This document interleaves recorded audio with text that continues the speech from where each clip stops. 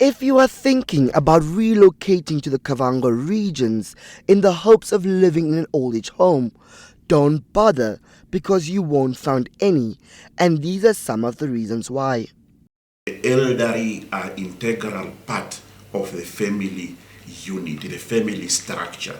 So therefore, families will reluctantly adopt the norms of sending their elderly members of family to the old age home because they feel they have a social responsibility to look after them. Dr. Naftalan Galangi says communities in the Kavango regions believe that the responsibility of taking care of the elderly is shared by the entire family. Therefore, sending them to an old age home can have devastating effects. You can subject them to loneliness. They will be homesick. They might be stressed, and you can easily shorten their lifespan. Of course, we understand in some cultural spaces there are elderly people who feel comfortable in old age home because of the background, their tradition, of course. Our tradition is different. Culturally, those chosen to look after the elderly are selected with precision, and Dr. Ngalange explains why. It is very sentimental because it has to do with somebody with a good heart.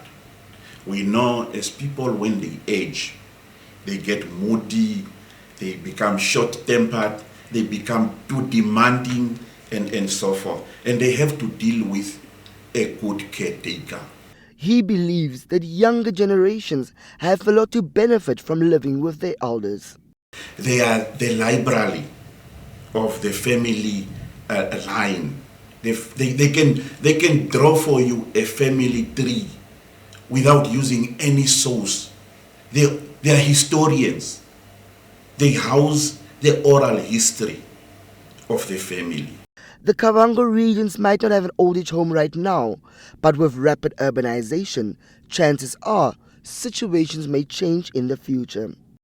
The community at the beginning might be reluctant, they might bad-mouth it, they might see it like it's a Western thing they are introducing and so forth. But eventually there is a start for everything.